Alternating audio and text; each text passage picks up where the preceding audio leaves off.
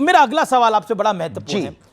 आपको ध्यान होगा एक मालेगांव ब्लास्ट केस हुआ था और इसके तमाम आरोपियों को बरी कर दिया गया। तब हमारी उम्र मात्र 7-8 साल की थी।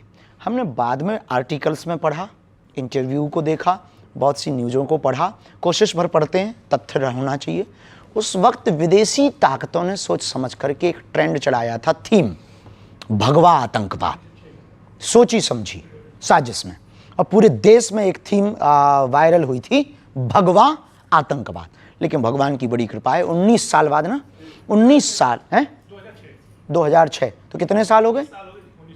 19 साल हो गए। 19 साल बाद इस देश की न्यायपालिका ने यह सिद्ध कर दिया, भगवा आतंकवाद नहीं होता। पूर्व मुख्यमंत्री हैं पृथ्वीराज चौहान, वो कहते हैं कि भगवा आतंकवाद तो नहीं होता, सही बात है, लेकिन सनातनी आतंकवाद होता है। उन्होंने अभी 2025 में यह बयान दिया है। हम उन पर कोई जवाब नहीं देंगे, नेता का जवाब दें। हम फिर भी सनातन आतंकवाद पर आपका कमेंट? अभी तक कोई हमको तथ्य मिला नहीं कि सनातन आतंकवाद किसी भी, देखिए, आतंकवाद का कोई धर्म या मजहब नहीं होता।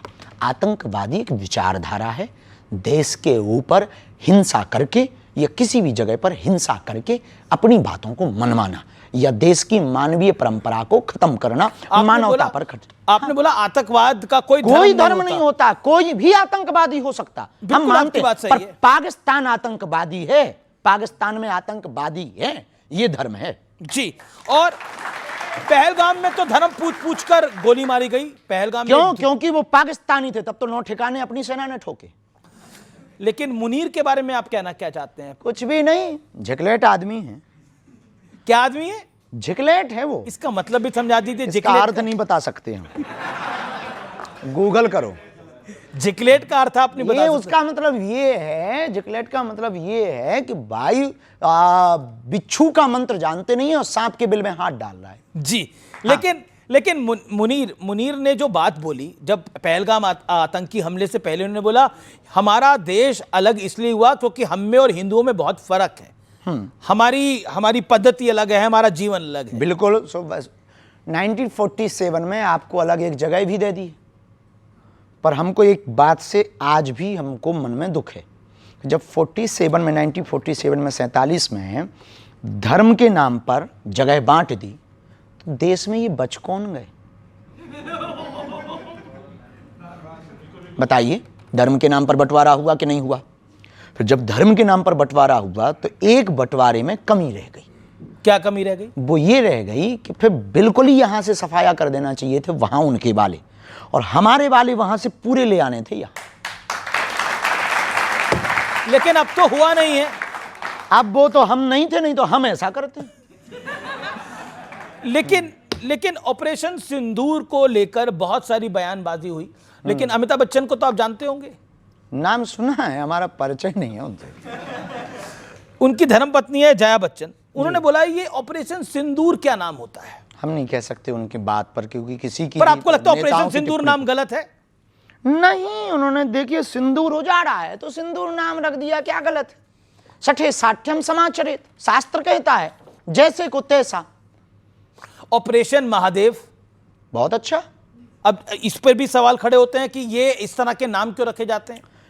अब कुछ लोगों को तो पहले पढ़ाया जाता था गा से गणेश, तो कुछ लोग कहते थे इससे सांप्रदायिकता फैलती है, तो फिर गा से गधा पढ़ाया जाने लगा, और गा से गणेश बंद हुआ, गा से गधा पढ़ाया जाने लगा, तब से हो गया खेल, गधे ही पैदा हो रहे हैं।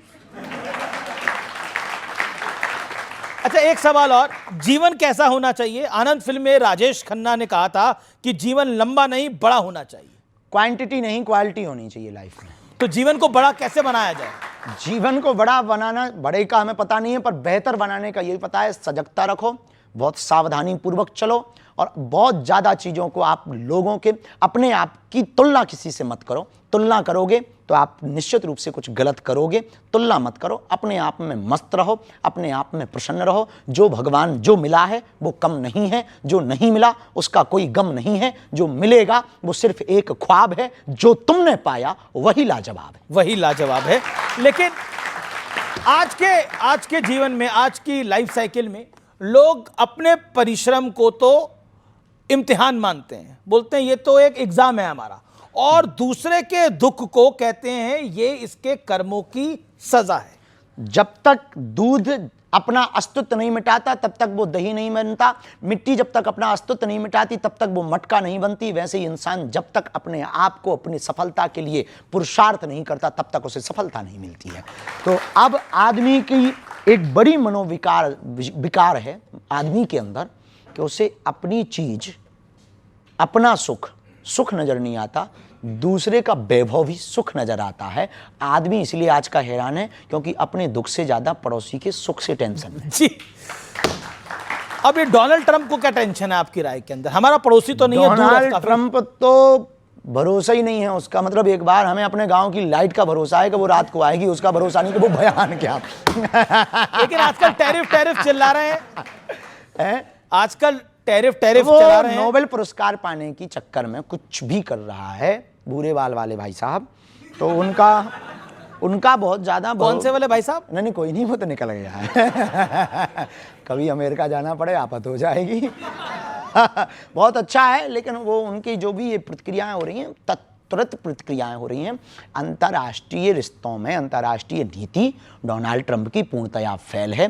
भारत जैसा इतना बड़ा बिजनेस का हब, भारत जैसा इतना समृद्ध देश, भारत जैसा बढ़ती हुई शक्ति का देश, भारत जैसी संस्कृति, भारत जैसी मर्यादाओं, सबसे कई दशकों बाद पहली बार अमेरिका और भारत एक समय के बाद बैकफुट पर आए हैं।